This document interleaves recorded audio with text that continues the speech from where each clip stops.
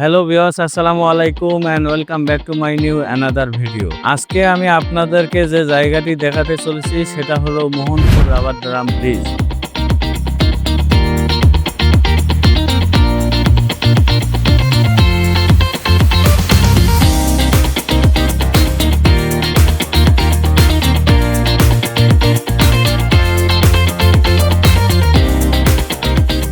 দিনাজপুর শহর থেকে 17 কিলোমিটার দক্ষিণ পূর্বে দিনাজপুর গোবিন্দগঞ্জ জাতীয় সড়কের পাশেই অবস্থিত এই ব্রিজটি। প্রকৃতি আর প্রযুক্তির এক অপূর্ব মিলন রয়েছে এই ব্রিজটিতে।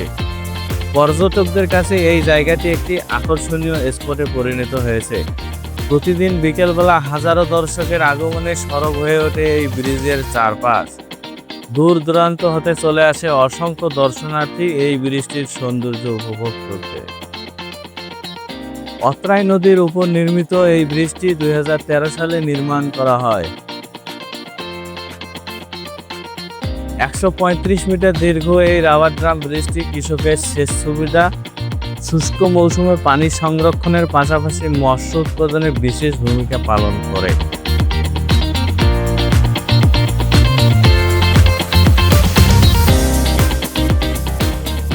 এই ড্যামের ফলে হাজার হাজার কৃষক তাদের জমিতে পর্যাপ্ত পরিমাণ পানি পায় এবং এখানে ভাসমান মাছ চাষ করা হয়।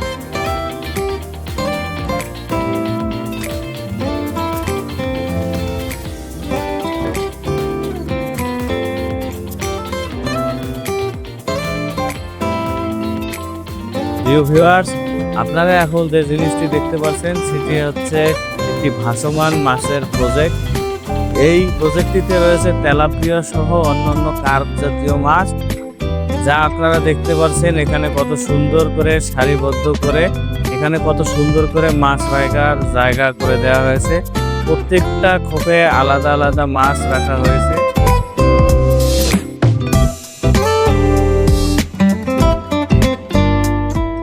এখানে কর্তৃপক্ষের সঙ্গে কথা বলে জানতে পেরেছি যে এখানে এক একটি খোপে প্রায় 15 থেকে 20 কেজি মাছ দেয়া আছে, যেগুলো মাছের সাইজ 3 থেকে 4 ইঞ্চি করে আরেকটিতে রাখা হয়।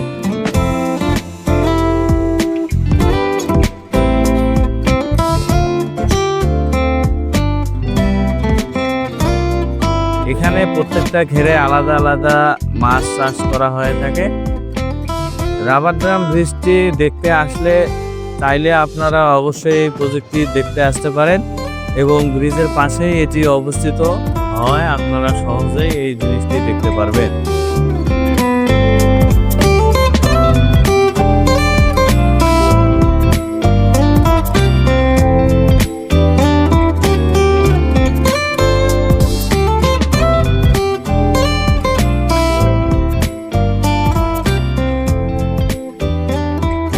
প্রিয় দর্শক, আপনাদের জানার জন্য একটি বিষয় জানিয়ে রাখি, আপনারা যদি এই গরমের সময় ব্রিজটি দেখতে আসেন তাহলে সঙ্গে করে অবশ্যই এক্সট্রা কাপড় নিয়ে আসবেন, কারণ এখানে আসলে আপনাদের গোসল করতে মন চাইবে অবশ্যই।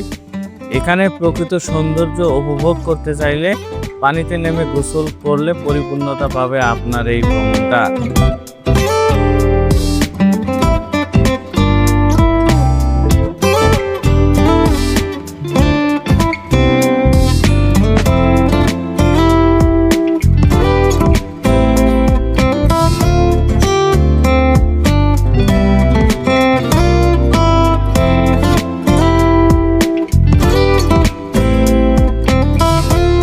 সাবধানতা অবলম্বন করা খুবই জরুরি। সাঁতার না জানলে গভীর পানিতে না নামাই ভালো হবে, কেননা কোরবানির ঈদের দ্বিতীয় দিন এখানে একজন পানিতে ডুবে মারা যায় সাঁতার না জানার কারণে। কাজেই আপনারা অবশ্যই সাবধানতা অবলম্বন করবেন। এখানে এর পরিবেশটা উপভোগ করবেন। পরিবার নিয়ে আসলে আপনারা খুবই ভালো একটি মনোরম পরিবেশের দেখা পাবেন।